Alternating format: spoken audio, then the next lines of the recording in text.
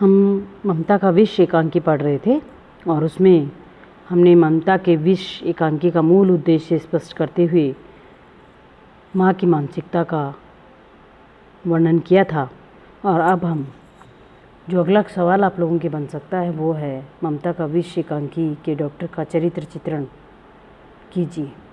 इसमें हम लोग देखने की कोशिश करते हैं कि जो डॉक्टर हैं उनके चरित्र में कौन कौन सी बातें, कौन कौन से महत्वपूर्ण विचार जो उनको एक विशिष्ट व्यक्ति बनाते हैं, उनका अध्ययन हम करेंगे। ममता का विष एकांकी विष्णु प्रभाकर के द्वारा रचित एकांकी है। इसके प्रमुख पात्र हैं आपके माँ, सुशील, डॉक्टर, सुशील के पिताजी इत्यादि। एकांकी में डॉक्टर प्रधान पात्र के रूप में यहाँ पर हमारे सामने उपस्थित होते हैं। तो डॉक्टर के व्यक्तित्व या उनके चरित्र की विशेषताएं निम्नलिखित रूप में हम देखेंगे। पहला हम देखते हैं कर्तव्य भावना से युक्त, अर्थात डॉक्टर यहाँ पर अपने कर्तव्य से बिल्कुल मुंह नहीं मोड़ते हैं। उन्हें बराबर अपना दायित्व ध्यान रहता है, इसीलिए वह सुशील के रोग को पकड़ने में, समझने में और दूर करने में बिल्कुल भी लापरवाही नहीं करते हैं। बार बार बुखार आता है तब वे कहते हैं किसी बड़े डॉक्टर से सलाह या बात करूँगा। डॉक्टर का कर्तव्य यहाँ पर उनके संवादों में हमको स्पष्ट हो रहा है। एक संवाद हम देख सकते हैं। ठीक है, मैं तो माताजी अपना काम करता हूँ, मेरा तो यह पेशा है। अच्छा आप बैठिए, मैं दवा भेजता हूँ। दवा तो आप देती हैं ना? अभी तो सुई लगाता हूँ, फिर इस समस्या पर विचार करूँगा और डॉक्टरों को दिखाऊँगा। शायद सुशील को कहीं बाहर भी भेजना पड़े, जलवायु बदलना ठीक रहता है। दूसरा हम लोग लिख सकते हैं कि वो कुशल चिकित्सक हैं। यहाँ डॉक्टर एक कुशल एवं पेशेवर चिकित्सक हैं जो कि सुशील नाम के रोगी की गंभीरता से जांच पड़ताल करते हैं और उसके लक्षणों के आधार पर उसको दवाइयाँ देते हैं। कुशल चिकित्सक की तरह ही वे अपने मरीज को विश्वास दिलाते हुए, उसके मनोविज्ञान को पढ़ते हुए उसको एहसास कराते हैं कि आप बिल्कुल ठीक हो जाएंगी। तब वह सुशील से बात करते हैं। इसका उदाहरण हम देख सकते हैं। सुशील, अब ठीक है न? क्या बात है? अरे सुशील को कंबल क्यों उड़ाया है? आप घबरा क्यों रही हैं? डॉक्टर, सुशील को डॉक्टर बनने का बड़ा चाव है, वह अवश्य बनेगा, देर सवेर की कोई बात नहीं। इसका परीक्षा फल इतना सुंदर है कि बहुत जल्दी ही अपनी कमी पूरी कर लेगा। हाँ, जरा दीप दिखाना, कुछ बद परहेजी तो नहीं की। तीसरा बिंदु हम देख सकते हैं कि आत्मीयपूर्ण व्यवहार। डॉक्टर यहाँ पर बड़े ही मृदुभाषी और सौम्य स्वभाव के हैं, इसीलिए डॉक्टर की साधारण बातचीत में ही कहते हैं कि मरीज आधा ठीक हो जाता है और मरीज से आत्मीयतापूर्ण बातें करने से उसका जो है मानसिक संतुलन बना रहता है। इसीलिए डॉक्टर साहब कहते हैं कि आप घबराइए नहीं, मुझे ज़रा देखने दीजिए धीरे से। हेलो सुशील, क्या हाल है? नमस्ते जनाब, यह क्या कर लेते हो बार बार? शरीर के शत्रु से ऐसी मित्रता करना ठीक नहीं है भाई, देखूँ तो हाथ। चौथा पॉइंट है बुद्धिमान एवं विचारशील। यहाँ पर ममता का विष एकांकी में जो डॉक्टर हमारे सामने हैं वो बुद्धिमान एवं विचारशील हैं। वह चिंतन करते हैं और जब मरीज ठीक होता हुआ नहीं लग रहा तो वह उसके पीछे जानने की कोशिश करते हैं कि ऐसी क्या वजह है जिससे सुशील ठीक नहीं हो रहा है। तो वह अपनी बुद्धि से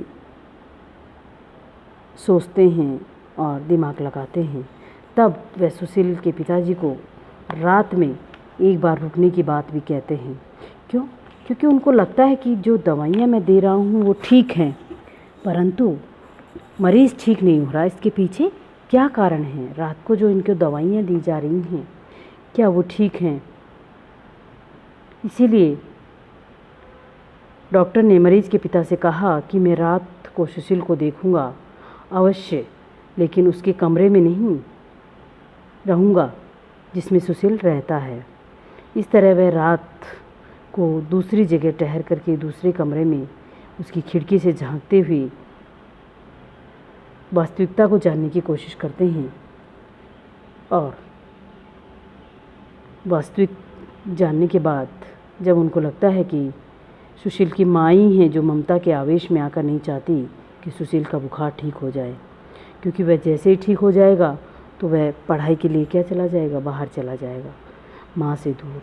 शायद इसीलिए हमेशा के लिए दूर, और बेटों की तरह सुशील को भी माँ खोना नहीं चाहती, तो अपनी बुद्धिमानी से और अपने विचारों से वे जानने की कोशिश करते हैं। अगला पॉइंट हम ले सकते हैं कि संवेदनशील व स्नेही। डॉक्टर आपको देखने में लगेगा कि बेहद संवेदनशील और स्नेहपूर्ण व्यवहार वाले व्यक्ति हैं। क्यों? क्योंकि जब वह उनके माँ के साथ, उनके पिता के साथ और सुशील के साथ संवाद स्थापित करते हैं तो उनसे हमको पता चलता है। उदाहरण के लिए देखेंगे, पिता, नहीं मैं बैठा हूँ, मैं भी देखूँगा। डॉक्टर, आपकी इच्छा, पर आप थक जाएंगे, कोई बात होगी तो मैं पुकार लूँगा। वह देखिए सुशील की माँ ने लैंप बुझा दिया है। डॉक्टर, सुशील की माँ कितने प्रेम से सुशील के कपड़े ठीक कर रही हैं।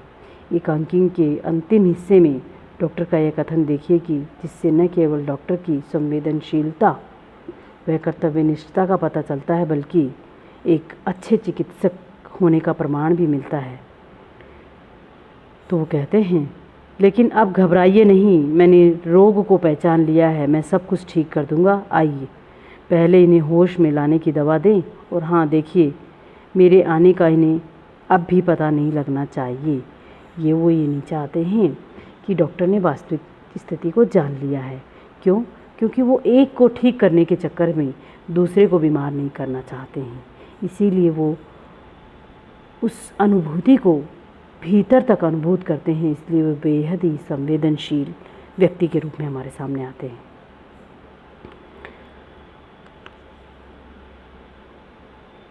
इस तरह इस एकांकी में अंतिम में आप देखेंगे आगे भी कि जानता हूँ माँ जी, माँ बेटों के लिए सब कुछ कर सकती है, आप घबराइए नहीं, अभी और सेवा करे जाइए, 4-5 दिन में बुखार टूट जाएगा, प्रसन्न रहिए, रोगी को प्रसन्न रखिए, बस बाकी मैं देख लूँगा, आज ही जाकर बड़े डॉक्टर से सलाह करूँगा।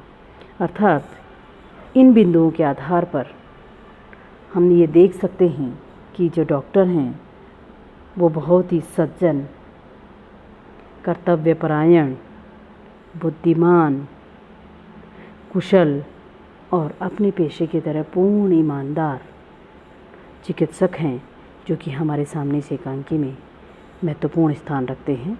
और एक डॉक्टर की हैसियत से किस प्रकार से एक रोगी का इलाज किया जाता है, उसमें वो गहराई से अपना ध्यान रखते हैं। साथ में ही माँ के वास्तविक रूप में देख पाने पर भी वह माँ, सुशील की माँ को जो है वास्तविकता से उनका परिचय नहीं करवाते हैं। क्यों?